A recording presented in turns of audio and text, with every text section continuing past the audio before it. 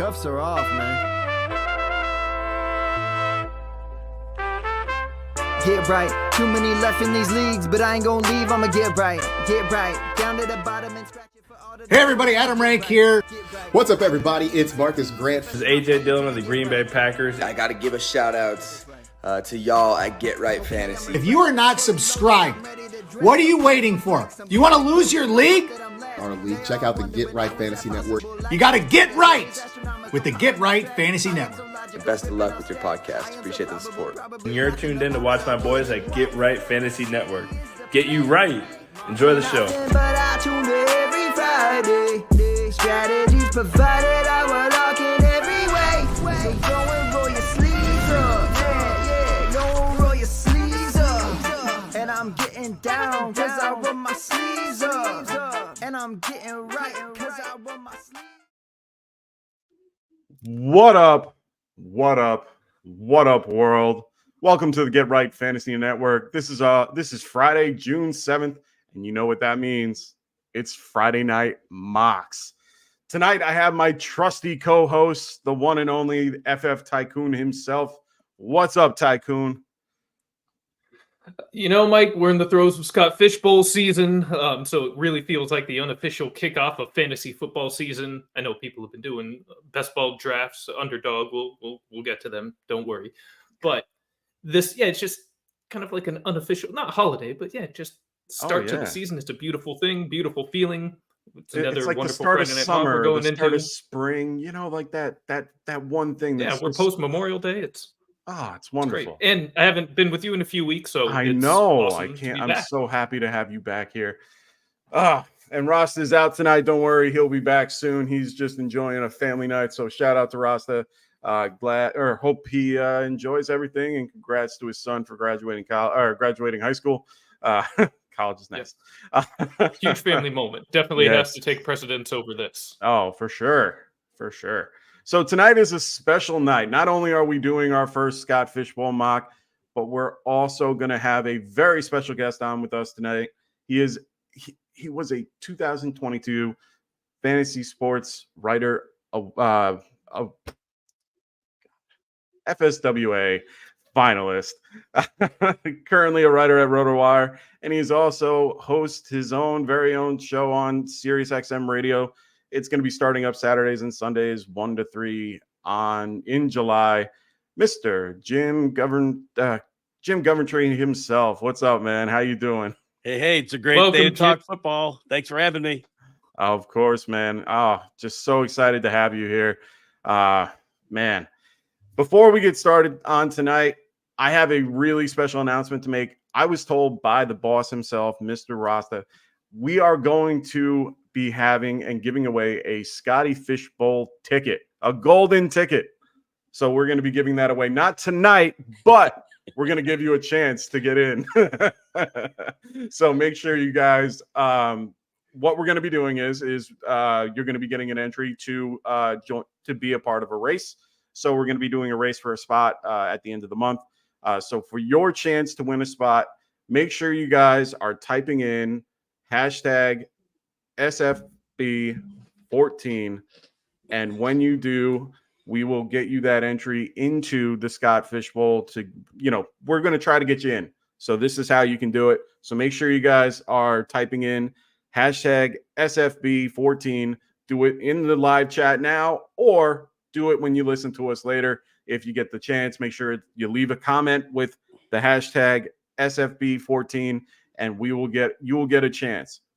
Also, we want to make sure you guys are subscribing to our other 2 shows as well. Well, 3 shows. We're going to include Tycoon in this as well. So make sure you guys are subscribed to the Fantasy Boardroom, as well as the Extra Point and the Fantasy Football Tavern with those guys over there. That's the only way you're going to be getting that entry. So make sure you guys are using this or putting in the hashtag SFB14, and that you guys are subscribed to all 3 of these guys, because we want to, boost them up as well. So make sure you guys do that.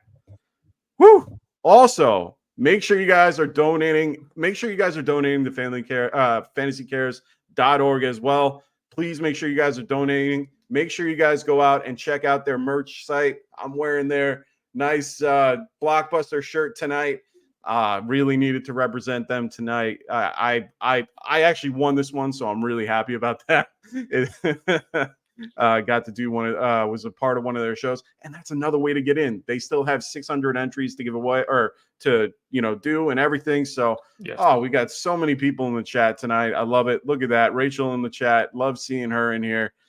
Great to have you here tonight, Rach. Thanks so much for being here. We got just so many people. If you're already in, that's great too. But make sure you guys are checking out the merch store. Yeah, Tycoon, go for it.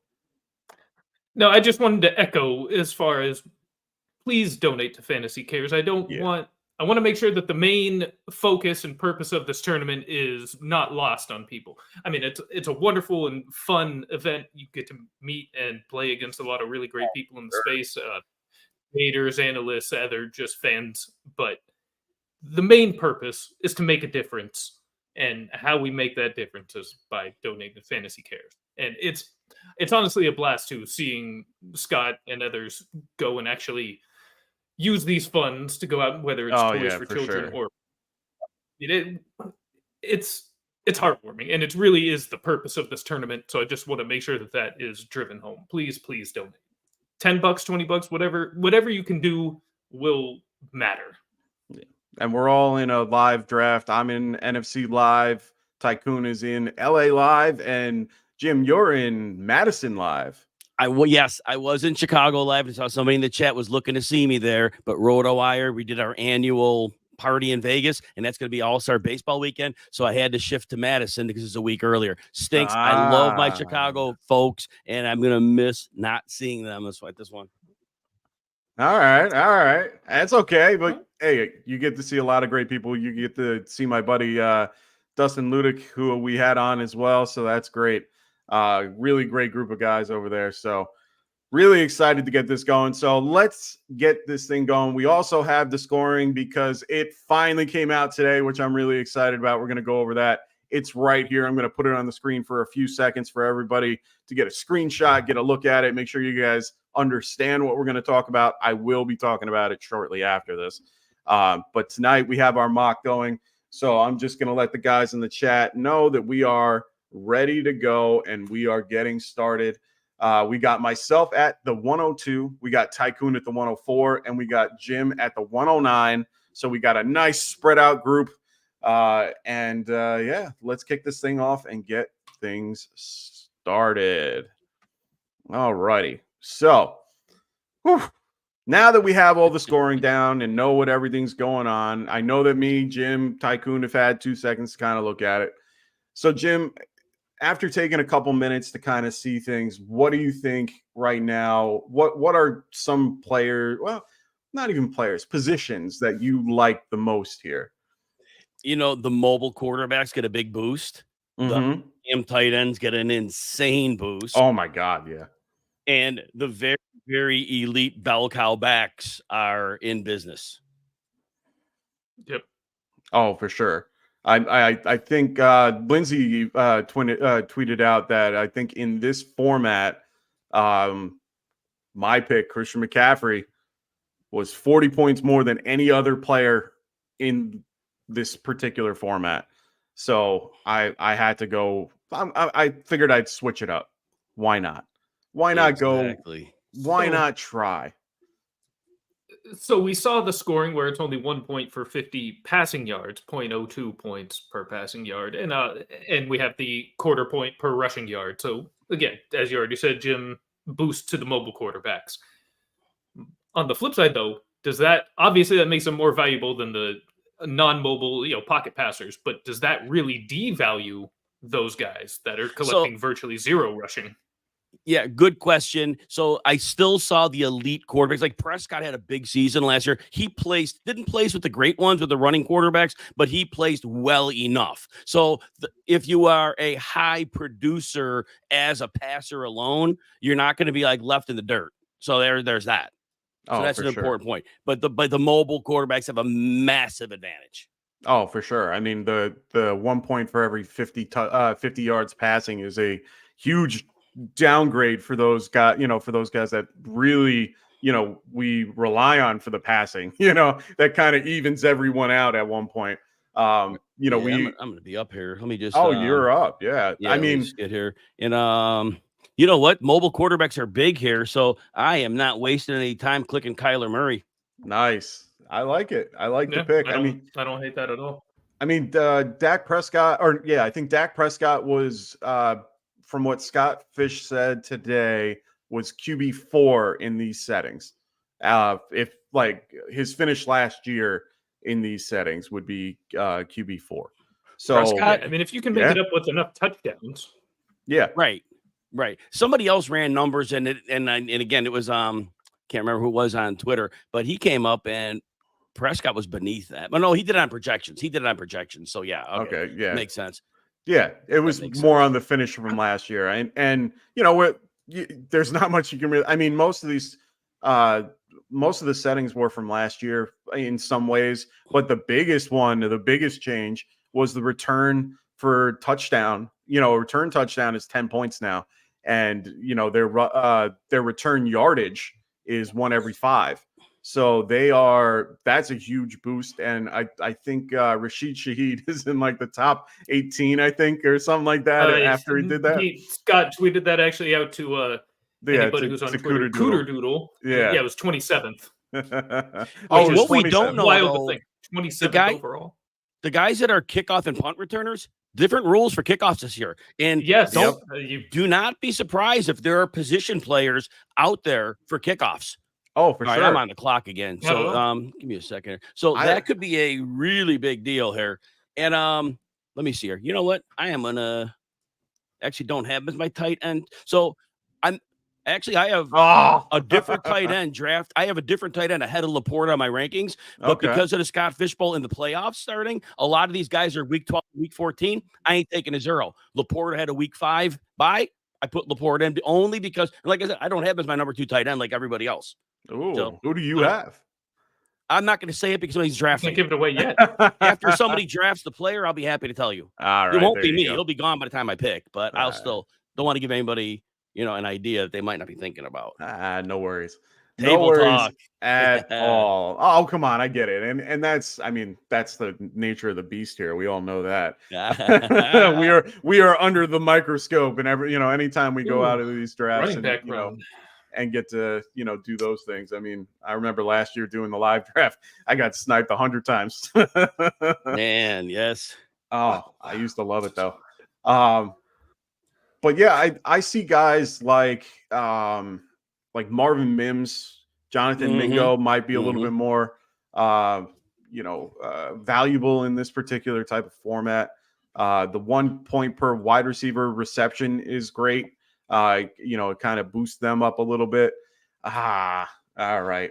Now the tycoon, he took Mark Andrews. That's my number 2 tight end on the board this year. Oh, okay. I like it. He was on my guy Jim. I love it. He missed week 1. He was not 100% week 2 and 3, and then he had the 7 snap game in week 11. He was on pace for more yards than Sam Laporta had. And when Andrews is on pace, it's legit because he could cash that check. So he was on pace for more yardage and just about the same touchdowns. And second year of Todd Monken's offense, Andrews is going to be back to being a beast. Okay. Yep. I like it. 100% agree. As much as I like Zay Flowers, and admittedly, I'm still a Rashad Bateman truther. I will never quit on Rashad Bateman. Andrews is still lead dog as far as pass catchers go in that offense, and it's not even a question.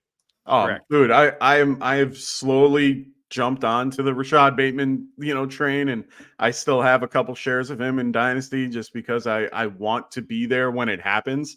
The leagues that I'm in, I'm in a salary cap Dynasty league, and he's incredibly cheap. So for me, I have to, I can't let go of him. I can't. I don't care how much. He's somebody I really like this year. So we're now getting towards the end of the second. As you guys can see, this is a third round reversal for those who don't remember. It's a third round reversal, so be aware when you're doing these. That's the big thing here. It's a third round reversal. I I still have to get used to this. Most of the mocks we do, I knew it after I made my pick. I was like, I should have went with, the other guy I was looking for, but maybe he'll come back around. Who knows? We do know that there's a super flex spot for this. There's also one starting spot for each particular position. For sleeper, it's a little bit different. They can't flex out kickers.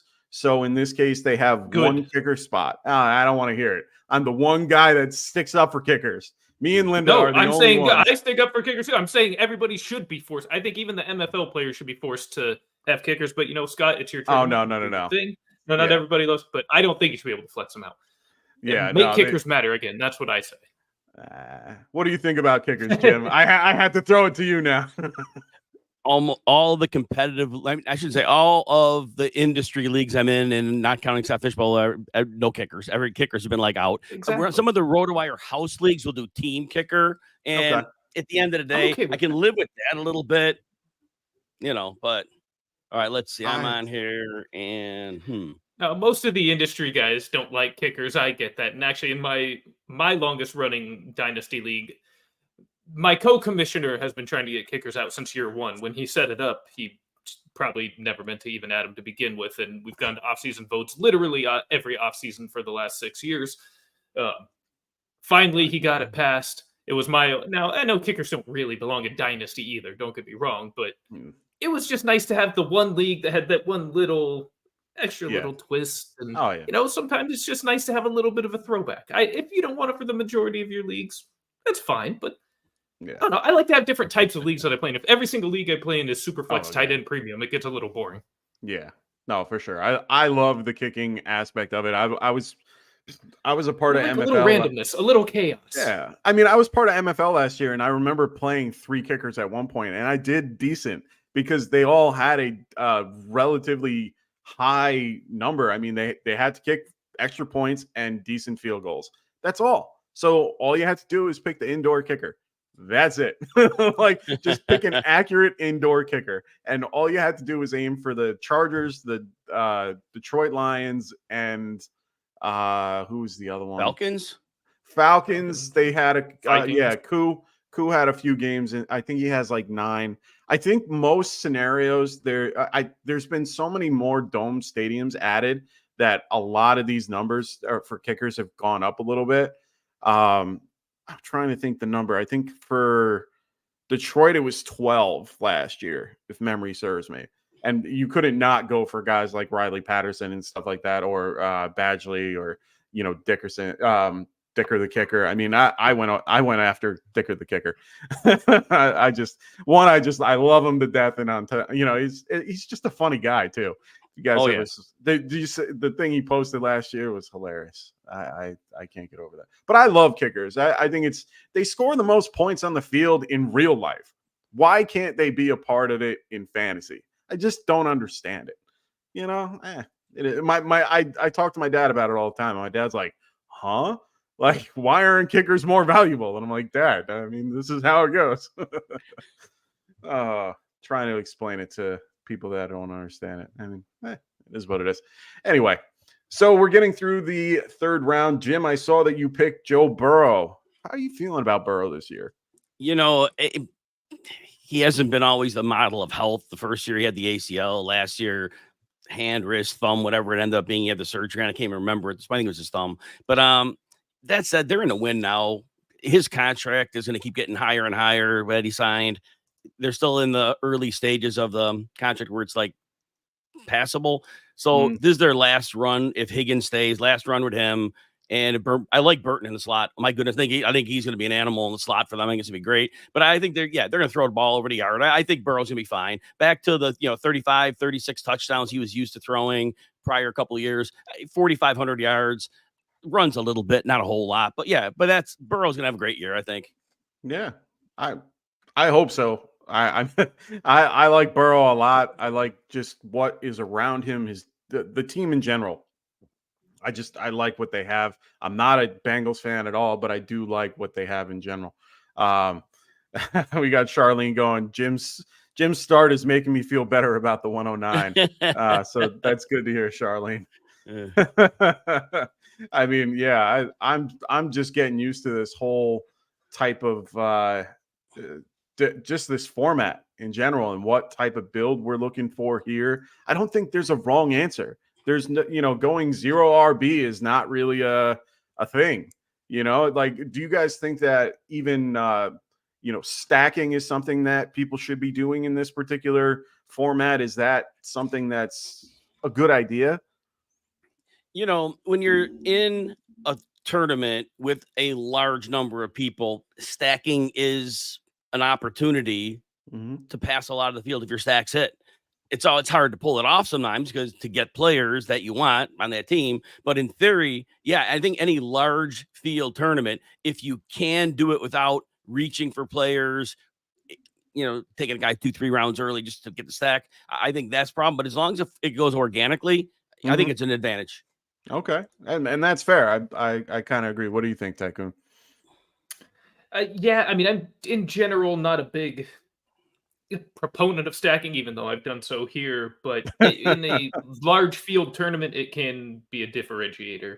In typical season long, it's something I completely ignore. But in large tournaments, it can help. And what I do try to caution people, I just say don't go out of your way for the stack. That's all. If it can fall naturally to you, great. But I would say don't be trying to eye it multiple rounds ahead. I mean, you're going to set yourself up to have your pick sniped and you're going to freeze up on the clock and lose all sight of your strategy. So just best player available. And if it happens to be the stack, that's great. Okay. All right. So Calvin goes, did anybody see if this is versus the median again? I think it is. He usually does that. I got to look it up. I'm not 100% sure, to be honest. But I believe it was. I know the last 3 years, or the last 3 years I've done it, it's definitely been against the median. So I can't see why he wouldn't take that one wrinkle out. So yeah, I'm pretty sure. Yeah, I it would still assume is. the median is staying. I don't think he explicitly stated it today, but. Oh yeah, no, he didn't mention that. I don't think that anyone really asked that question. Oh, okay. So we got Robert Goldman here saying it is versus the median. So, and it's the same playoff structure. So that's good to hear too. Week 12, I believe it is the playoff start, and then it goes from there. Yes. So we got our very own Mr. Phil in the house. He goes, Jim, I'm curious, what stacks do you think are a good value right now? What do you think, Jim? So it's funny because I'm trying to draft right now. So it's weird because normally I do like a regular draft. I don't have to think about it. It's not fishbowl. I actually have to think. I can't just look at a board and say, "Hey." I think it just means in general. So what I'm just quick do is look at the list of teams. And I'll tell you who it is, but I can't think right now because of the way this is flying by. There we go. All right. So stacks that you may want to look at this year, and ones that are somewhat affordable. Looking through the list of teams real quick here. Mm-hmm. Atlanta. Love Atlanta's because people aren't viewing Kirk Cousins as even a top 15 quarterback. He's outside of that. You got to pay up for London, of course. I think Darnell Mooney late is a real nice piece, or even if you want Pitts in there. So there's a lot of options. That's one of the teams that I really like, making a stack with for sure. And see, there's a good second one here that I'm looking at here. The Browns. Cooper as a receiver one, you get him a little bit later. And not necessarily Njoku, but Watson ran for on the equivalent of 400 yards last year in his time. He still can run. And even if he's league average, might be all right. So those are a couple teams cheap that you might be able to stack up. I got a pick coming up in a second here. So no, understood. Keep looking at what you got, and I'll talk you right through it. Right, let's see for me, a couple stacks I like. I mean, that's the big one. The biggest one I like is the Atlanta stack. I want all shares of Detroit, Atlanta. I want Houston. I want all three of those teams. I don't care who it is. I just want one guy in one of those teams. And the best, like even Detroit is a good one because of Jarrett. You can get Amon-Ra early and get Goff a little bit later. Or you can get Gibbs early and get Goff later. Or you can get Laporta and get Goff later. So, I mean, either way, you can stack those two up. Those are ones that I really like from what I keep seeing. Or even Baker. I even forgot about him. Baker, Mike Evans, Chris Godwin. Those are really later round stacks that you can find that are cheap and that could help you. What about you, Tycoon? What are some that you have seen? Oh man, if we can just possibly wait another minute-ish until it gets to me on the clock to answer that question, so I don't. No, Not a I problem. actually have an answer for that right here. If it holds, if it holds, and it holds. So, at the price that Justin Herbert is currently there you go. going, I like it. I think him with Ladd or with Palmer, Ladd McConkey or with Palmer, gonna be incredibly inexpensive. I mean, I just got Herbert in the 5th round. I understand that Harbaugh's coming in and he doesn't really have any weapons yet. Ladd McConkey is good. We'll see how good, but he's good. And Justin Herbert is still an incredible talent. I understand Greg Roman is run first. Like, some of the volume might go down, but I can't help but buy into elite talent at this price. And I don't care who the hell he's throwing to, if I'm being honest. Oh, that's fair. Definitely fair. I like one of the guys I like over in LA for the Chargers is Quinton Johnson. I mean, Johnson, yeah. I think everybody is sleeping on him after a bad year. Honestly, I think he had a really bad season. He was behind, Keenan Allen. Now he has the opportunity to be the guy. So I just see a lot of potential for him with volume. I mean, it was 246 vacated targets, I think, from everybody leaving, and he rolls right into that. So I'm pretty happy with that. If you're really thinking about it. Who am I gonna go with here? Oh, I wish I could ride with you there on Quentin Johnston. I know that would even add to my point I'm making about a Chargers stack. He's incredibly cheap as well. The point is, the Chargers passing attack as a whole is very inexpensive and, from my standpoint, great value. Oh, for sure. And I'm excited. I'm glad to be on a train with a lot of leg room. It's completely okay. And Herbert runs a little bit too, so in this format, that's also going to help. I think his mobility is, I guess, often forgotten. Yeah, I mean, he only had 81 rushing yards last year. Oh no, sorry, I had that. I apologize. I had it set at week 8. Let me change that particular number real quick. He had over. I think he had over 200. I got to find it. Lost him now. There he is. Yeah, 228. So that's not bad. That will definitely help. So we got Rafi in the chat going, Richardson and AD Mitchell is a nice stack. I want a piece of. Okay, I like that. How do you like AD Mitchell there, Jim? First impressions. So I loved his skill set coming out, and I thought he could even potentially be like an X receiver. Now they got Pittman, who's kind of an X there. He was really going to be landing spot dependent. Not happy about the landing spot because Jonathan Taylor and Richardson never played a game together. Yeah. They're going to run the ball quite a bit. Yeah. And when the passing targets are there, you're going to have Pittman, of course. He's going to be the lead. And they play 3 receiver sets 76% of the time. So they almost always have 3 receivers in the field, which means Josh Downs, who is an excellent player, is out there as well. So as good as Adonai Mitchell may be, I just don't see a world where he's getting like more than 4 targets in most games. And that might be a high number. There just is not going to be that much to go around, I don't think. Okay. And that's fair. I see that as well.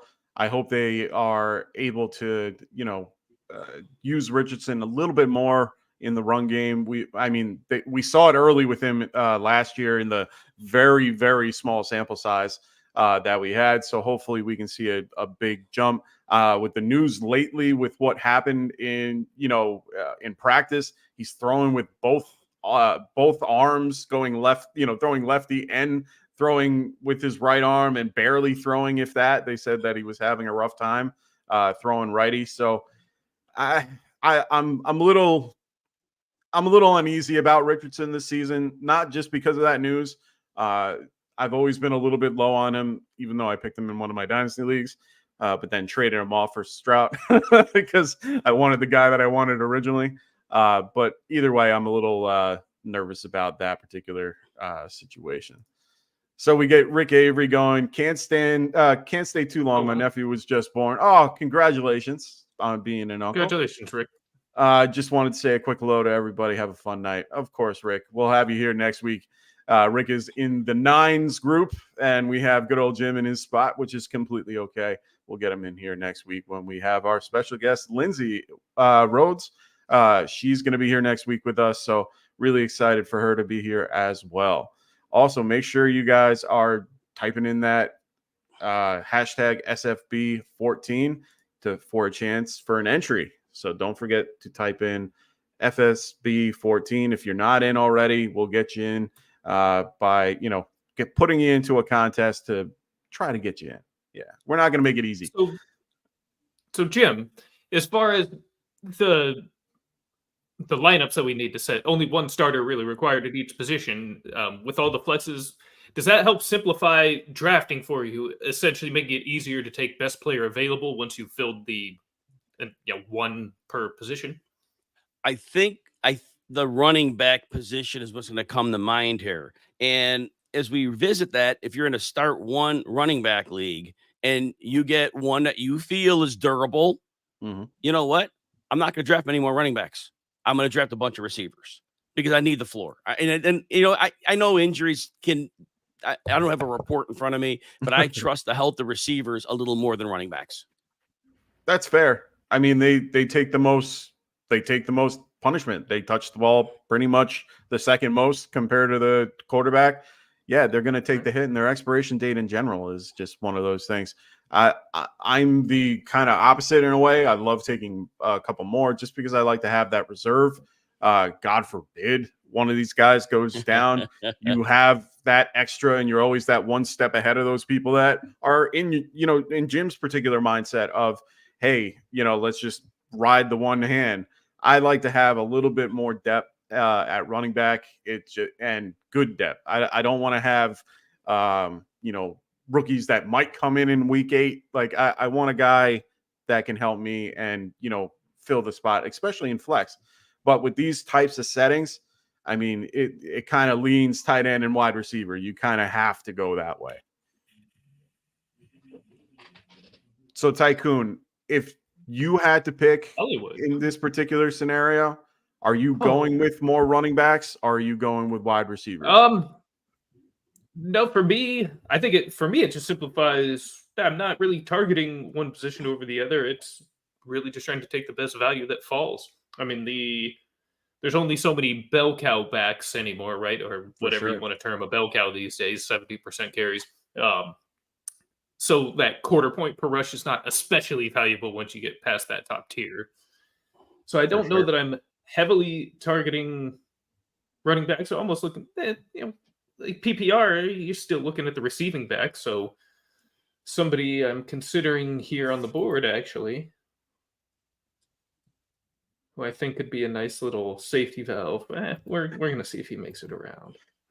But no, it's really just best player available. There's no if a tight end that's good enough is still there, I'm definitely looking at tight ends. But amongst wide receivers and running backs, that's fair enough. Who I mean, tight end seems to be the one position that people should be aiming for early. I'm not like shocked how many people went off the board early, but I'm actually surprised that there aren't more that are going off the board at this point.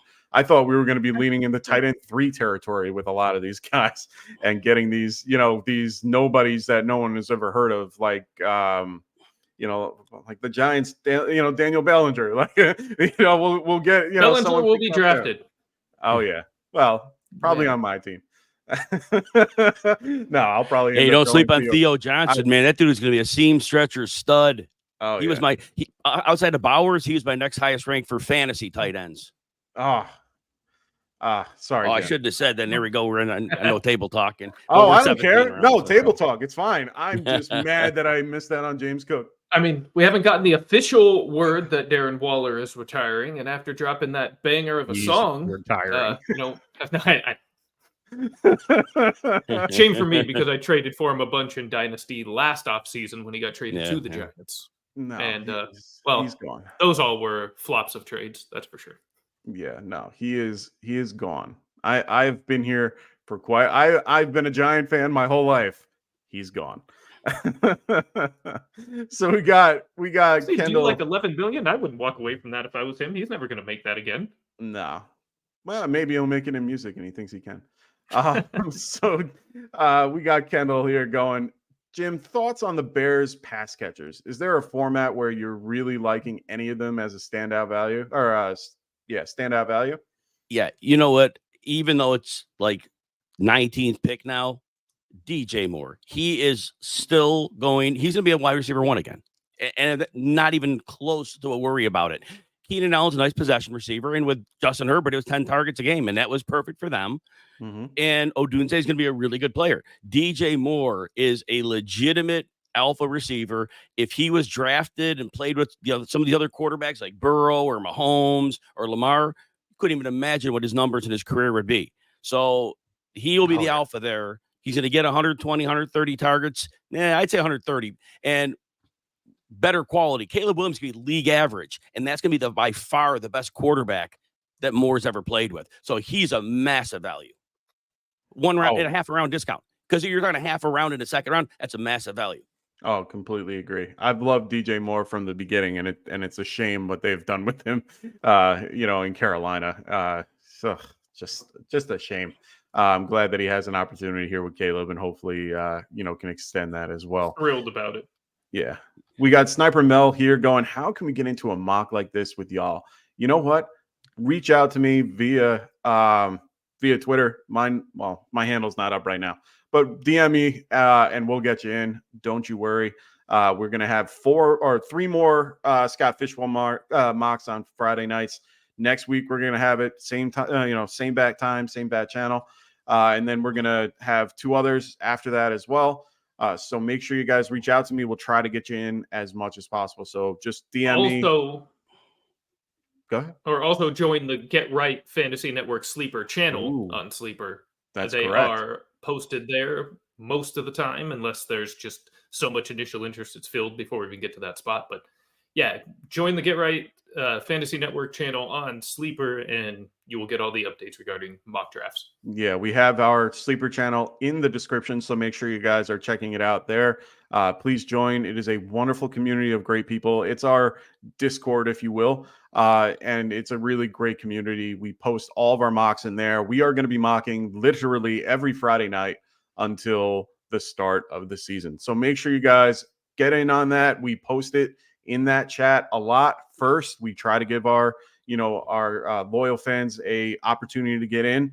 So make sure. Look who's just in the chat helping me out. We got Rasta. Make sure you guys listen to him. We got the Sleeper channel, everything. Make sure you guys are checking it out. So we got Randy Malik here. He goes, "Hi everyone. Which post-hype players do you like? Last season, people were high on so many. Justin Herbert, T-Law, some young running backs and wide receivers come to mind. And now they're drafting like they don't exist. So who are some post-hype guys?" Well, there was 1 year a hype last year because he was a rookie, but Jackson Smith and Jigba. Okay. He's doing well. He's going like wide receiver 44. He went higher last year. Tyler Lockett had top of my head, I don't remember the number. Terrible yards after the catch. He was like second highest targets of his career and some of the worst numbers he had. He is in decline. Pete Carroll's not there anymore, so he's not getting veteran deference. Smith and Jigba is going to be a full-time player this year, and he is going to break out. Okay. All right. And I love also the excitement. think with JSN too, if people forget, he was injured to start the season. Yeah, he broke didn't his really hand, do anything right? for the first hand or wrist. So it was like 4 or 5 weeks. Wrist. Yes, he got wrist. That's right. Yes, so you we were got right. nothing from him there.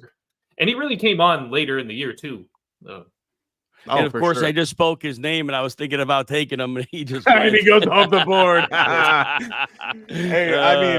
That's fabulous. Oh, of course, and honestly, man, I was listening to you the other day on Foreign Frames, and you were talking about JSN, and you were so in it. And honestly, man, I haven't been a JSN fan. I wasn't on board. I didn't see his path when he went to Seattle. I didn't see anything. I couldn't I understood the talent. I understand the player, but where he was, who he's with, all that stuff, I just can't. I couldn't get around it.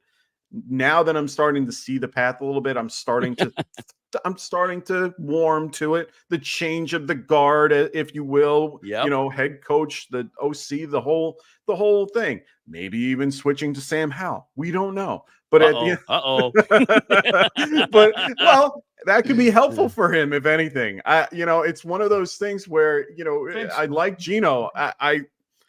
But I hate him too. And it's more my fandom hating him than anything, just because of what happened in New York, and it always will sit with me for the rest of my life. You can't start a guy like Geno Smith over a guy like Eli Manning at the time that it happened, and it just really upset me. And McAdoo will never be forgiven. Anyway. Oh, we got our first kicker off the board. JC Money going with Brandon Aubrey.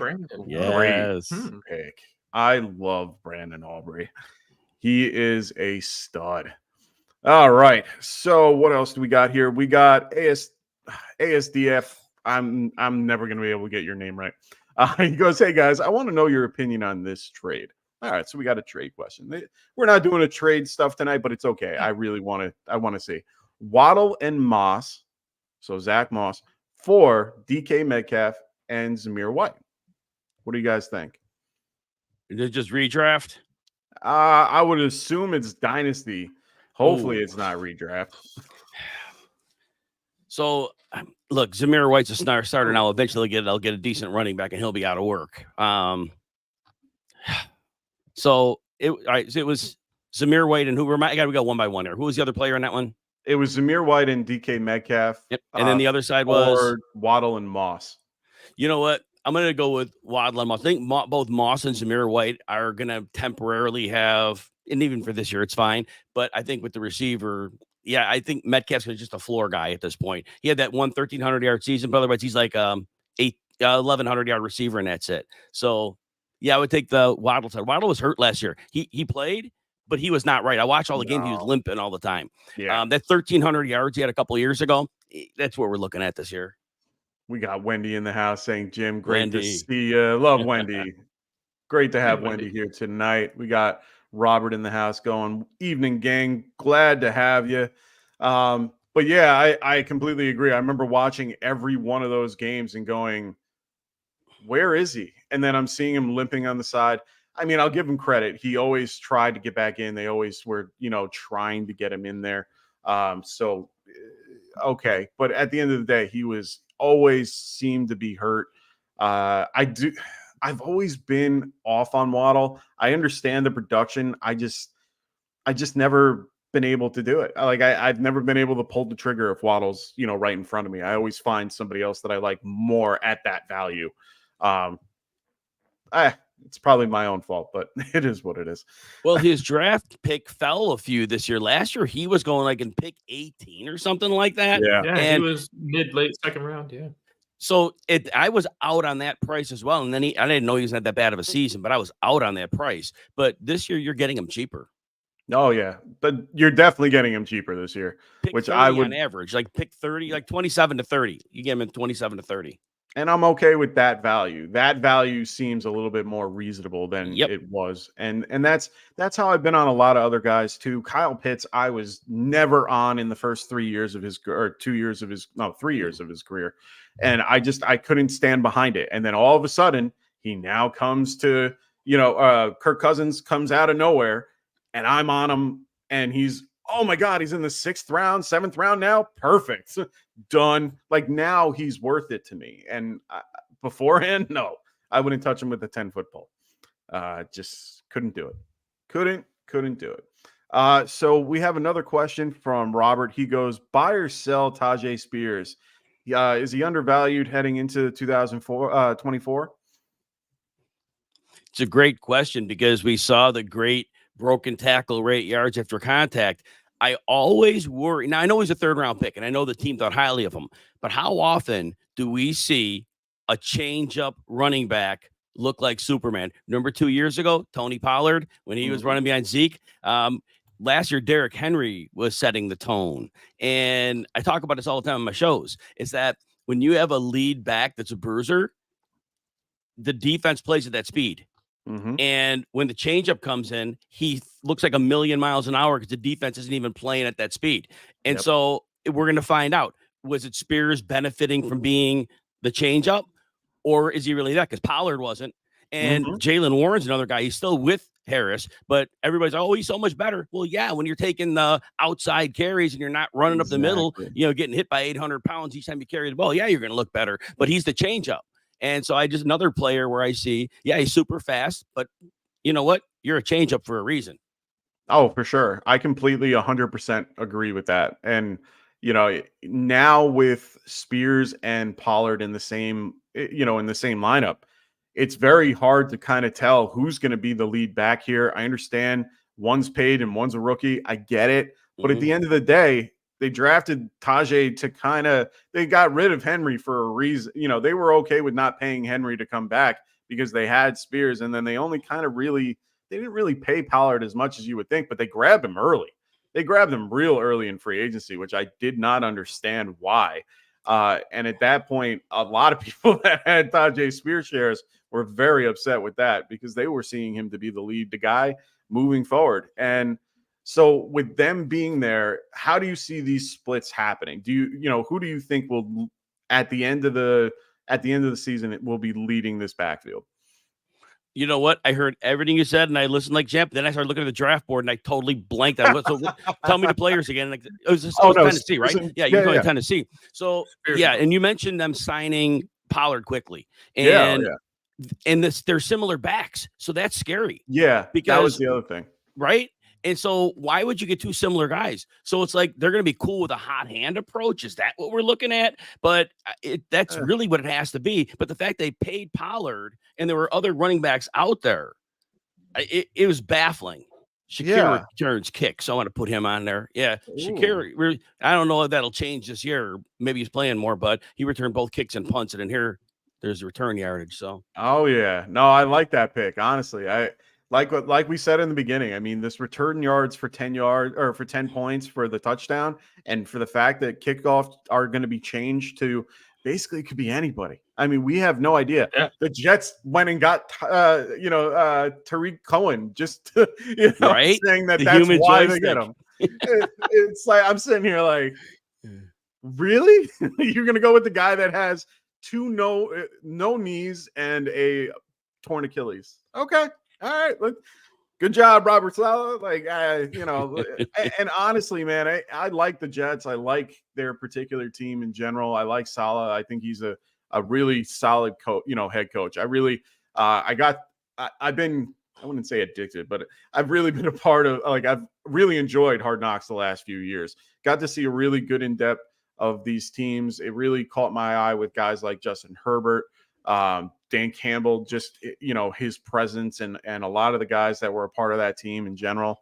You got to see, just their emotion and how much they really wanted it. And you saw it this year or last year, on what they did. So when we got to go into the Jets camp and get to see Robert Saleh and Aaron Rodgers and all that stuff, it was an entertaining thing. I can't wait for this year. We got the Giants, we got the Bears, and we got who's the third one this year? Who's in season? I forgot offhand. It'll come to me at one point, but I know it's Giants and Bears. Giants are going to do the draft part of it, where they're going to be involved. The Bears are going to do rookie off season or the right before training camp preseason stuff. And then I forgot who off the top of my head is going to be in season.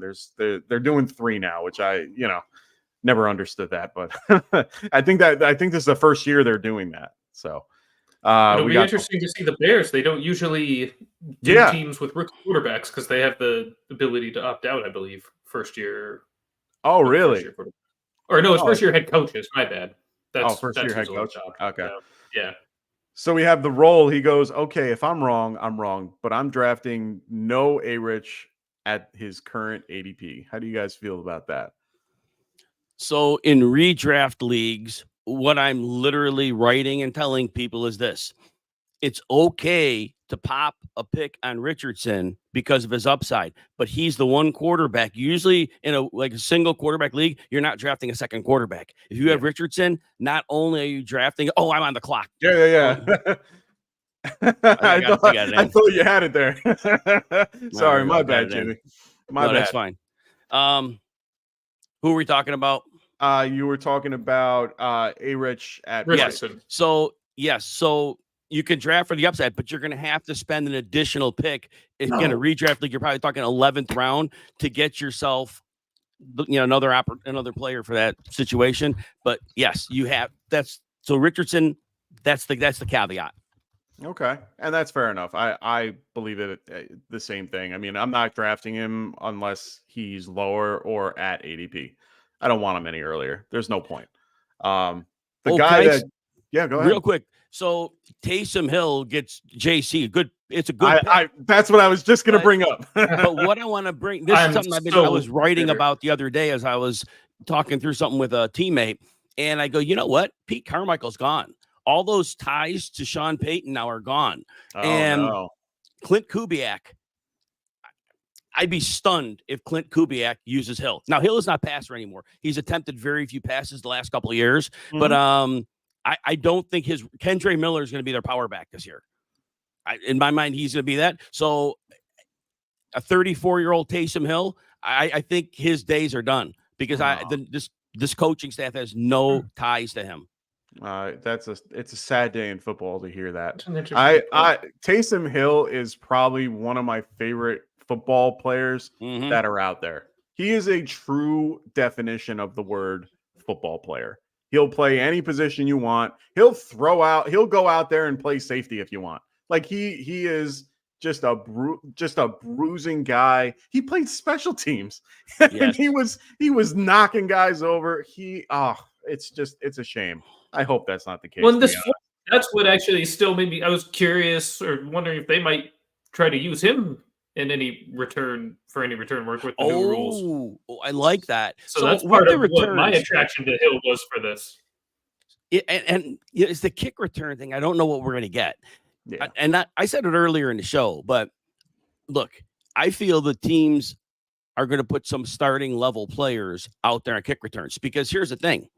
If somebody breaks that first level, it's a touchdown. Yeah. And you can't put marginal roster players in that situation. So I think there's starters out there because the collisions are going to be no minimum because you're only going to be a few yards apart. So that was the big deal. And I know I said it earlier, but maybe some people joined in afterwards. And so at that point, player safety is highly increased if you're on special teams as opposed to what was in the past. So the punt game will be the punt game. That's not changing, of course. But, man, anybody who really thinks, including myself, we really know what's going to happen with this kickoff game, I think we're in for a wonderful surprise with different coaches do. Oh, for sure. You're not wrong. I really do think that they're going to try to be as creative as possible and try to get those guys out there that normally you wouldn't see out there. It's kind of scary to think about, but I think they're going to try. They're going to try to maybe get those second guys out there. I feel you don't want to hurt that main guy. They're not going to Houston's not going to send out Stephon Diggs to start returning kicks or anything like that, or Nico or Tank. They're not going to throw them out there. Right. At least I don't think they will. I'm not the coach. I wouldn't rule it all the way out. Yeah. So, it's one of those things where it's very it's going to be very interesting this year, and I'm really excited to see what's going to happen for these guys. Honestly, I think it's going to be a really exciting year for the punt returns and kickoffs. I like the rule. Do you guys like the rule? I have to see it for a while. Okay. Right. I can't even get myself to watching XFL, and I know it should be for research. I just can't even get myself to do it because I know, however they're doing it, the NFL ain't going to do it the same way. I mean, in terms of defending it and things like that, and strategizing it. So whatever they're doing in the XFL, I know it's defunct now. It's the UFL, but all that said, I'm expecting chaos. Okay. All right. Fair enough. We got Rasta going. Do you think Xavier Worthy will return kicks until he earns a full-time snaps, or do you think he's a full-time right away? My personal opinion, if anything, he's starting with kick returns. I don't see him being – I am a lot lower on Xavier Worthy than a lot of other people. I understand his value in this particular offense in general. I understand it's Mahomes. I understand that he's quick, so on and so forth. He has track speed. It's not NFL speed. It's a little bit different. He does have decent hands, but he also had a good amount of drops in college. So for me, he's what, I'm on the clock again. Oh yeah. No, you're good. He's 175 pounds soaking wet. So for me, I think he's going to have a hard time adjusting to that type of system. I'm kind of fading him a little bit in a lot of drafts that I've been a part of. But what do you think, Jim? As I was picking again, I heard everything remind me of the player. Oh, Xavier Worthy. Yes. So I agree with you on the point for fantasy. I am way lower than consensus, but for a totally different reason. Xavier Worthy's going to play a ton of snaps this year. He's going to be out to stretch the defense. He's not going to see targets. He might see 1 to 3 a game. That's it. But he was drafted for a reason. Marquise Brown is brought in for a reason. And that reason to me is real simple. Patrick Mahomes had a 7.0 yards per attempt last year, more than a yard less in his career. And they know, even though they're getting the 2 high shells, they have to put huge stress on those shells so teams can't gang up on Kelsey. And so you bring, like I said, you bring in Hollywood and you bring in Worthy. Worthy is going to be used on a lot of deep routes from the slot, from the outside, but the defense has to respect that speed. And so he does not have to be a pass catcher to be a huge factor for the Chiefs. But I agree with you for a different reason. He will not be a fantasy factor this year. Okay. That's for sure. I just don't see the path for it. I understand. And I agree with you too. He's more of a 9-route guy to me. He doesn't seem like anyone that's more than that. But that's all he has to be. He doesn't even have to see the ball. He does not even have to have a pass thrown to him when he runs them. It's simply to occupy a safety. It's just to occupy a safety, because when you occupy a safety, guess who's not on Travis Kelce? Or guess who's right? Or guess who's not on Hollywood? I mean, for me, he reminds me of a smaller MVS. And I think that's part of why he's no longer here. They really just said, we drafted your replacement. Goodbye. So MVS being gone. I mean, he didn't really do anything anyway. Like, he had 1 decent game. And I just, for him, I don't see a huge. They just brought back Hardman too. Well, MVS never scared a defense, though. He's not fast. He was a deep threat who wasn't slow. He was a slow deep threat. And so safeties were not putting in, an extra shade downfield on him. Completely different dynamic. But understand this, guys. It was a 1st-round pick they used on him. They did not draft the 1st-round pick for a guy to do kick returns and to not be on the field. If you have a 1st-round investment, you have a plan of using him day 1 unless he sucks, which happens. That happened with Harry, right? Yeah, so it happens. But their intention is you are a major contributor. Otherwise, you would never pop a 1st-round pick on a guy, unless it's a quarterback. Oh, that's a fair point. And thank you for stealing Darnell Mooney from me. I am very upset.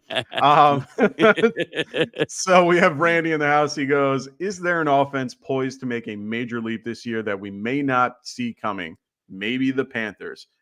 Do you guys have an offense that you guys think might be coming out of left field and taking the league by storm? Tycoon, let me get you first because you're coming up with your pick. I don't know, would the Saints really count? I mean, I don't know that. I mean, it's not a bunch of unknown guys or anything there by any stretch, but I don't know if anybody's looking at them as a potential top offense. Okay. And I mean, I love Olave. I think Kamara's still got some juice in the tank. I agree with you, Jim, that Miller will be the power back. I'm a big Kendra Miller fan. I think I don't know if he's going to take another step, but just more comfortable, experienced in that offense, more chemistry in the 2nd year with Carr. And Carr in his 2nd year with the group as well. I think they're poised to be a really strong offense. I think probably right, the top 10 offense, 9-10 level. And I don't know that many are looking at them that way. Okay. What about you, Jim? I think the Cardinals are going to be fun this year.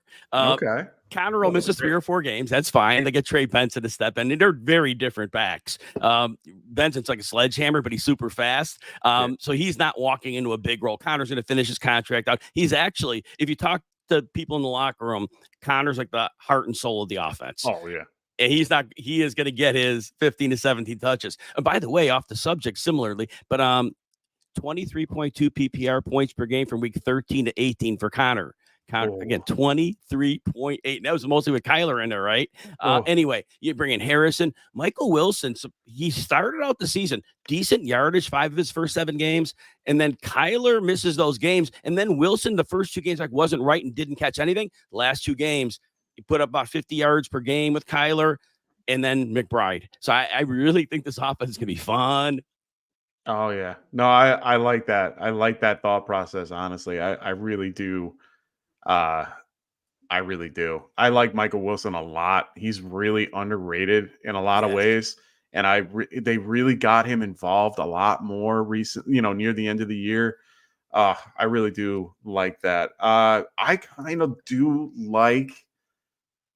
I like the Panther. I like that. He threw the Panthers out there, and that's one team that I like. I think another one that people need to keep an eye out for, and unfortunately I have to, is the Washington Commanders with that offense. I was just going to say that. Yes. That offense with Jaden Daniels and, all the things, it makes Terry McLaurin a really interesting target and maybe the key to unlocking Dotson.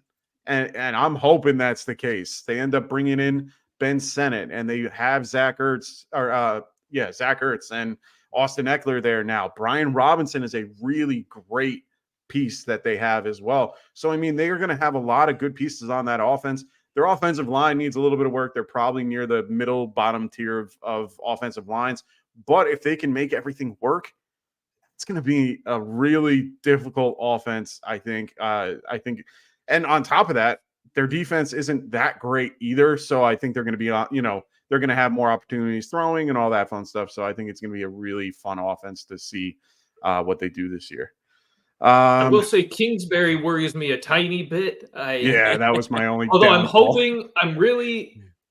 just hoping that him being just the offensive coordinator, not having to assume the head coach responsibilities, worry about any of those things will help him a bit there. I've never really been a big Cliff guy, so I don't have a ton of faith in him, but I'm choosing to remain optimistic since he is just the offensive coordinator. And I think Dan Quinn will just let him do his thing, not really be in his way. So hopefully that allows, just freedom, and it allows him to coach loose and have some fun with the talent, legitimate talent that he has. Yeah, for sure. Oh, definitely. So we have the roll here going A-Rich over Strout is wild in his opinion. And then, Tony was basically saying who had more top 5 finishes last year. Strout. Strout really had a season last year. We really like it. JC. Stroud only threw 23 touchdown passes. There were so many quarterbacks hurt last year. A lot of these quarterbacks were saying he was a top 5, he was a top 7. A lot of these guys had numbers in weeks because there was nobody playing quarterback this year, right? Oh yeah, for sure. And that was the crazy part. That's part of why, unfortunately, the quarterback that I picked, Jordan Love, was so high. He was QB5 last year, if memory serves me right. But he had a very steady, even season. He was probably the most consistent quarterback that I saw last season, where he was putting up anywhere between 16 and 20 points per game. And you didn't have to really stress about it. It was always consistent. So definitely agree. That's true. I think last year it was pretty consistent. I think our guy Phil on the extra point, he said 66 different QBs last year, or 66 went down, or no, 66 different QBs last year. 66. It was crazy. That's insane. I've never seen a season like that. Outrageous. Never seen it like that. Oh, you went with Palmer. I like Palmer. I really do. When he's on the field, he's just going to get targets. I know, and I should have went with him over that. You know, Man. everybody talks about the Chargers, and I know they brought in Greg Roman and Jim Harbaugh's there, and they brought in the Ravens backfield, but their defense isn't good. They're stars and scrubs. They got a few stars and a lot of scrubs. They're going to be giving up 30 points a game. When are they going to run the ball? Yeah. Herbert's going to have to throw. And so, somebody mentioned her. I think maybe you mentioned Herbert. What's that? But he can. He can throw for 4,000 yards. Right. And that's what I'm saying. Everybody's saying run, run, run. How many games are they going to be winning when they can run? Not many. Exactly. Right? Nobody's so again, calling back that to out. value stacks, Herbert and whoever. Oh, Palmer especially. Oh yeah, for sure. And I like Palmer a little bit. I went with Johnston just because, I'm hoping that's a hope pick. But I do like Palmer a lot. I have Palmer in a lot of leagues just because he's that safe pick. I'm a very safe guy, Jim. I like having guys that are very consistent, very stable. I don't go for a lot of upside, but that's why I'm classic. I am a classic. I am the true classic. It's just what I like going for. I know that you have to, in these particular types of tournaments, go for boom bust guys a little bit more because you want, but the hard part for these are managed leagues. These aren't like best ball leagues where you're, set it and forget it and let them, let the those boom and bust games work for themselves. Like you're not getting that here. You have to find it. So that's going to be the tough part. So Sniper Mel goes, this is going to be a tough league and, seeing what we got going on here. I like it. Ralphie goes, thoughts on Juwan Johnson having a chance to be a stud this year and a good late tight end flyer. What do you guys think? Juwan Johnson was very good at the end of last season. 2 years ago, he had a 7-game stretch where he was very good. I think Derek Carr is the problem, right? I mean, they bring in Clint Kubiak, and I'm excited. There'll be a little more play action. But, Carr had a lot of weapons last year. The line's not good. And he is one of the most hypersensitive quarterbacks in the league. And so it's a real concern. But now Kubiak, the goal of him is to get the pressure off him, and we'll see if that's going to work. And I think that's going to be the linchpin of the season. And Juwan Johnson's going to be spotty. Good seam stretcher, but Derek Carr is just so skittish, I should say.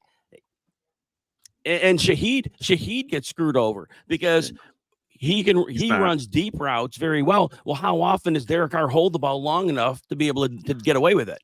And so Carr's the problem. No, I agree. I mean, Carr's unfortunately been, and for him, he's always been an accurate quarterback. He's always been a very good check down or, very good short intermediate route type guy. I've always enjoyed watching him in general. I remember doing a comparison thing, I think 2 years ago, where I was comparing Derek Carr to Joe Burrow in his best season. And I looked at it and I gave people the numbers and they're like, oh, that's Derek Carr. I'm like, yeah, he's not a horrible quarterback. It's just the line is not the same. They lost their center this year. I think it was Eric McCoy is gone now. And they don't know if Ramchek's playing this year. And Ramchek too. And, Trevor Pennington, unfortunately, didn't pan out the way that they wanted to. I was disappointed. I liked Pennington. I wanted the Giants to get him. And unfortunately, I'm kind of glad they went with Evan Neal. Even though Evan Neal didn't do great. But at the end of the day, I think I agree with you, Jim. I think it's a lot of he's too skittish behind the line. And it's because he has no one blocking for him. He's kind of, a better Daniel Jones in this scenario, but we'll have to wait and see how that turns out. Now, Kubiak will probably give him more heavy personnel sets. They probably will run more 2 tight end sets, try to get him more blocking too. So hopefully it helps. And you know what? I can see a world for that as well. I like I mean, he's coming from his dad, with Gary. Gary Kubiak was really good with the tight end too. So I can see a path for Juwan. It's just, will he be I can see the path for him, and they're going to use him as like a inline receiver, but they might also need him to block. So I see them maybe going a little bit more run heavy or play action to tight end. We'll see how it works out. But at the end of the day, I do like what's happened in that particular team. So yeah, and like Tycoon said, they're an offense that could definitely be, good. You've already mentioned Kendre Miller, who can really have an opportunity. I remember you saying it on Four Frames that Kamara has been going down in production the last couple of years. So, and he's 29. I mean, he's not a spring chicken. I know he's, he only had 3 games, so it's not like he missed anything. So, I mean, he's fresh and freshish. At this point, he's pretty much done. So Kendrick Miller's right there to slide in. He had a small opportunity, didn't do well with it, but we can see, I can see a good path for him moving forward. Yeah, Miller had 6 yards of carry in the last game against Atlanta. Oh, wow. So that was good. And the one game he struggled was New England, and New England was lights out against the run, and he had no line. So he looked okay. He was like 70th percentile broken tackle rate. Yards after contact were in the 80th percentile. So in 72 touches, he looked the part. Yeah, and he's definitely dynamic. I remember watching him and going, oh, my God. Like, he looked faster than Kamara. And they're not like the same build, but they're pretty much the same in, a couple pounds maybe here and there. But they are pretty much the same type of back. So I'm really excited to see what the Saints do. Their defense is getting older. I think is the way to put it. They do. Like I think you kind of said it right with the stars. It's kind of like the Chargers. They have a couple of stars with a couple of young guys thrown in there, and they got to work it out. I mean, Tyrann Mathieu can only do so much, and Cameron Jordan too. I mean, he's getting older and long in the tooth. So yes, and DeMarco Davis. I mean, you're getting you're getting a lot of guys that are a little up there in age, and you don't really have a lot behind them. So hopefully, and even Marshawn Lattimore just seems to be hurt. So you got a lot of pieces. Oh yeah. They've just been falling off, and it's really, they could need to throw it a little bit more. So we'll see what ends up happening here. Really like that Noah Fant. So yeah, in the off, so Fant may have not had a great season, but the fact that Will Dissly and Colby Parkinson are gone, nobody knows about it because who's Dissly and who's Parkinson. But Fant is no longer in a 3-man tight end rotation, and he's probably the lead receiving tight end. And maybe it won't be great, but in a scoring system like this, he has a real value. Oh, for sure. I love Fant. He had so many opportunities, and so many in Denver, and then he just he goes to Seattle, and then he's just in this crowded tight end room with Will Dissly and Parkinson, and even there was another guy there too at one point, and yet he was behind all of them. So you're sitting here like, why is he not being involved? And he's such a talented big tight end. I've always enjoyed watching Noah Fant as a whole. I think he can do really well in the system, and you're right with this type of scenario. Then we got Gerald Everett going right before him. Love Gerald Everett. I think, with the Bears, him going there, I think that's a great spot for him. Him and Robert Tonyan over there. I think it's going to be a really, really good situation. Oh, yeah, with Cole Kmet. In there too, though. Oh, Kmet. I keep forgetting about him too. Yeah, because Tonyan went somewhere else. He's Tonyan somewhere else. But I thought Tonyan was on the. Here, I'll look him up right now. Maybe I'm wrong. I thought he's like on there. I know he went from Green Bay to Chicago, but I don't remember last year. Him. And he's at Minnesota now. I was going to say Minnesota. He's at Minnesota now. Oh, interesting. I thought he stayed. That's low profile. Nobody was talking about it. Yeah, that's very low profile because I didn't remember that. Anyway, so we got Ray W in the house. He goes, Mike. Now Ray is a big Giants fan, so this is why this question is here. So he goes, what do you think about Malik Neighbors? Oof. I'm happy the Giants went with a number 1 receiver.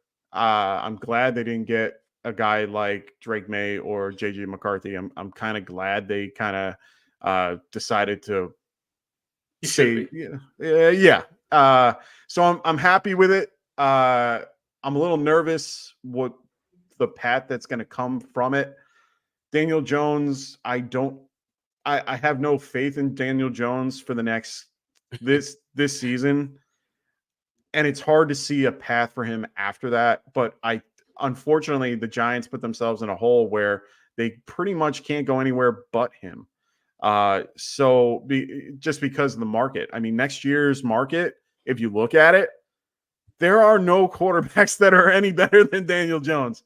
So, I mean, at this point, I'm stuck with him for the next 2 years. So hopefully that this particular offense can blend and he can work well. Yeah, he'll probably be the main pass catcher, but one of the guys that I selected in in the 15th round right here, Wan'Dale Robinson, I think will be the biggest benefactor of it, just because it's going to take a lot of pressure off of him. He's the slot guy. And honestly, if you've ever Scott Fish is here. Look Scott at who Fish. is Oh, here. Scott, Justin what's up, Fields. buddy? What's Scott up, Fish, you're the man? man. Good to see you, my friend. I love it. Oh, glad to have you on here, Scott. Glad to just love it. Look at this. Everyone's blowing up now, and I love it.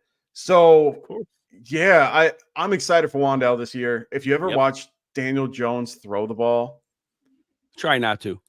Unfortunately, Unfortunately, I have to every week. Just look ahead, like turn away. It's like one of those, bad situations. I don't want to see the car crash. Oh my God. Unfortunately, I like watching the car crash. And in this case, I mean, honestly, he throws the short intermediate route pretty well. He's pretty accurate. I mean, honestly, it's kind of funny.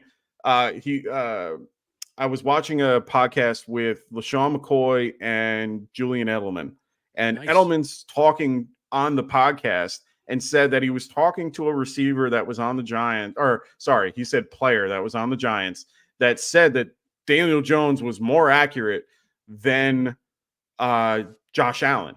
And I went, what? And it was a Bills player, a former Bills player that worked with Josh Allen. That was he then said receiver, so I can only guess who it was. And he said that he was more accurate than Josh Allen. I don't know if that's like all true. I understand it's like a second source coming in, but for the fact that it was said by a guy like Edelman and just that whole, it made me think: is he actually decent? Are we just like not giving him the support we need, and we just needed a guy like Neighbors and to build the line up a little bit to make him better? I don't know. I don't know anymore. You'll know by week 3. By week 3. Yes. We'll know by week 1. Giants fans will hang him by his neck by then. Anyway, so we just rounded out the 17th round, last pick being what's his name? Pop Douglas. Right there. So Pop Douglas is ending it for us. I went with Cameron Dicker, so why not? We're already kind of past the time that I wanted to be. I wanted to just try to get Jim's opinion on his team and why he went the way he did. So Jim, why don't you give us a few seconds on your team and why you picked who you did? What was interesting is the scoring system in Scott Fishbowl seems to have made people not aggressively attack 2 quarterbacks early. For Superflex, which it says quarterbacks other than the first few off the board, the second wave of them went a little bit later. Thought that was interesting. So I did take 2 quarterbacks in the first 3 picks because I felt Burrow in the 3rd round. Yeah, it worked after that. And then I think you want a stud running back. You only got to start one running back here. So you start the stud running back and you take your chances. You're in a large field tournament. So instead of getting a whole bunch of other running backs, Henry gets hurt, I'm done. If he doesn't get hurt, I got the bye week to worry about, right? So that, and then you tight end scoring, if you can get a premium tight end. Again, Laporta wasn't my number 1. Kelsey is, and Andrews ahead of him. But at this point, the bye was early because the other players had late buys in the Scott Fishbowl. The playoffs start week 12, I believe. Correct. And you got week 12, week 14 buys. There are no week 13 buys this year. Weird enough. But anyway, so I had to be, with that one, I was careful of the bye week as well. So, but that said, you notice the middle of my draft was all receivers because ultimately you get that stud running back, you get the big time tight end, and you got your quarterbacks.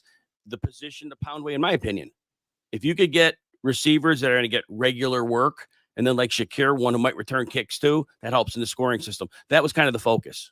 Okay.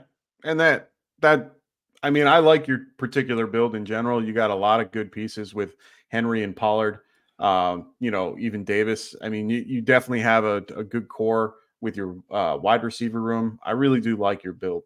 Tycoon, what did you see in this particular mock? I noticed the same thing about QB2s. That was probably the biggest thing that stood out Agreed. to me. What did, I guess, surprise me a little bit was, you, Jim, and Radir, the long wide receiver runs. Now, I get what you're saying, that you only have to start one running back so you can kind of ride one horse if possible. And I sort of did the same thing, taking ETN and waited again until the 7th at least to take Joe's. But you didn't take your next running back until the 11th. So you really committed to that. For me, I guess I know you do need to take chances like that in this type of format, but for me, I don't miss that's a little too much risk to bake into one individual player. So even ETN, a younger guy, he's already missed a year due to injury to start his career. So I didn't quite want to go that route, but I definitely, my main focus this year, 2 QBs within the first, say, 6 rounds is what I tend to go for. And I thought about pushing it more once Herbert, Cousins, these guys started to slip to that range, but then I ultimately couldn't pass the value of Herbert there in the 5th round, knowing I'd have the option to get somebody like Ladd or potentially Palmer if I had pulled the trigger a little bit earlier in that round and had not taken McConkey earlier. But I tried to really not stay married to position and just focus on pure output based on the scoring. I did try to, even though, again, I kind of cautioned against this earlier, I did actually try to make the stacks happen in this case, even with my 3rd QB, went with Rodgers and Mike Williams. Speaking of health issues. So that was my strategy. Otherwise, nothing really shocked me other than the Hawkinson pick there at 6.5. We're not even really sure when he's going to play. Yeah, fair point. Yes, I mean, if he was like a perfect recovery case, we'd be Halloween. Right. Yeah, November even. I think it's going to be mid-November. I think it's going to be late November. Yeah. Yes, there's a very good chance it's going to be Thanksgiving. Right. Because I think he's 28. I think, and the older you're getting, I know he's not old, but the healing process isn't always as quick. Yeah. No, for sure. And I'm shocked that he's going as early as he is in general. Like even in best ball, I see him going real early. So that's a shocker. For me, I mean, I saw exactly what you guys saw with the QB a little bit later. Decided to go with Cousins because, hey, I had Drake London at that point. Why not? We were talking about the stacks before. Stack them up. Unfortunately, I went a little bit young on my wide receivers, which I don't normally like doing. I like having a little bit more, consistency. But I try to grab a couple other tight ends to see how it would work out. I am the fan of the bully tight end if I can try to get it. Missed out on McBride where Love was. I was kind of hoping it would, I could get him there. And then maybe, have a decent tight end. The 3rd round reversal really is getting me thinking on that 2nd pick because that's going to be a huge pick for guys like myself in the 101. We're going to really have to think hard about what to do from here. But definitely enjoyed this particular mock. Got to see a really different type of scenario when we're so used to dynasty startups and redraft. This is a nice little curveball for everybody. So I really, really did enjoy that. I have Johnny Green here. His thoughts on his 101 build. Johnny, don't worry. We actually come back on Mondays and we review your particular mock. So don't worry. Come back on Monday night. We will review these teams. They don't go over ours. They go over everybody else. But we will come back on Monday and make sure that we take a look at these particular mocks moving forward. Maybe we do another one. Who knows? Just check us out. We're here every Monday and Friday. Friday, we do the mock. Monday, we do the grade on it. And we we give you guys a little bit of advice. Oh, and then, of course, this guy. Go ahead. No, one more. No, though, and something else that stood out to me now. Scott Fishbowl traditionally does include a tight end premium, at least in the last 3-4 years that I've been involved. The early tight end run here still seemed heavier than usual. 8 tight ends in the first 3 rounds. 8. That is, I mean, Njoku at 311. That's nothing wrong with that. I'm okay with that pick. But I mean, I haven't seen, even with these scoring settings, just the tight end quite attacked like that. So that also stood out. And really, if you do want one of those top guys, especially a Kelsey, Laporta, Andrews, McBride, grab them as soon as you have the chance, or you're not going to get them. Yeah, for sure. I mean, I really, really strongly, and Chambers, thank you so much, man. I appreciate you finding us on Google. I'm actually shocked that you guys found us on Google because it's not normally a place that we're found. So I'm glad that we're there. Yeah, we're going to have to pump that up a little SEO more. big time. Yeah, for sure. But yeah, I was actually thinking about going Laporta for the 102. I wanted to see what it would work out to be, because okay, let's be fair. We've all been to the live drafts. We all have seen some crazy stuff in those live drafts. I've seen some. I remember seeing Kelsey going 101. I remember seeing someone pick someone completely. I forgot the pick out of nowhere. It happens. So it's one of those things where it's nice to see a little bit of changes and see how it works out. And honestly, I wanted to do it, and then I'm like, let me see what I wanted to see it's the first one. I'll try it on the next one. I'll tell you, teams can come out looking really good. Over the last couple of years, seen a lot of teams take Kelsey at 101, 102, and seen some really nice teams come out of that. Yeah, for sure. So it can work. All right. So, like I said, check us out on Monday. We're going to go and review these things. So thank you so much, Jim. I really loved having you here. Really enjoyed your presence and your advice and everything during this particular time. So thank you so much for being here. I'm going to give you absolutely rule, Jim. Thank you. Oh yeah, for sure. No, real excited to be here. Thank you for having me. I had a blast talking football with you. My stuff, you could, and the X at Jim Coventry NFL. It'll link you to anything I do. I do 2 stats of the day. They'll go through August. I'm with the limited Twitter space. I get a quick stat and something we can take away from it. So good there. And then otherwise, you want a free trial at Rotowire, 2 days, no credit card needed. Go to rotowire.com/Jim, and I'll catch everybody on SiriusXM Fantasy Sports Channel Saturday, Sunday, starting in July. That's awesome, man. Thank you so much for being here. So I really do appreciate it. We hope to have you back soon because this was a great time. I really do love picking your brain about these teams and about these players. So thank you so much. Tycoon, as always, love having you here. Glad to have you back, brother. Get to have you next week. Great to be here. Yeah. Hey, man, I get you next week. I'm trying to work in more Fridays as much as I can. I know. I can't wait. I mean, I love having Rasta here, but it's always great when Tycoon's here as well. So we're going to have me and Tycoon next week. We're going to have Lindsay Rhodes joining us and doing another one of these Scott Fishbowl mocks. So make sure you guys check us out. Also, make sure you guys are using that SFB14 hashtag SFB14 and make sure you guys are either using it in the live chat right now, or make sure you guys use it in the comments after the show so that we can get you guys into a drawing for a golden ticket. We're going to put you guys, we're going to be doing it every week for the next 2 weeks or 3 weeks. And we'll give it away at the end of the month. So make sure you guys use hashtag SFB.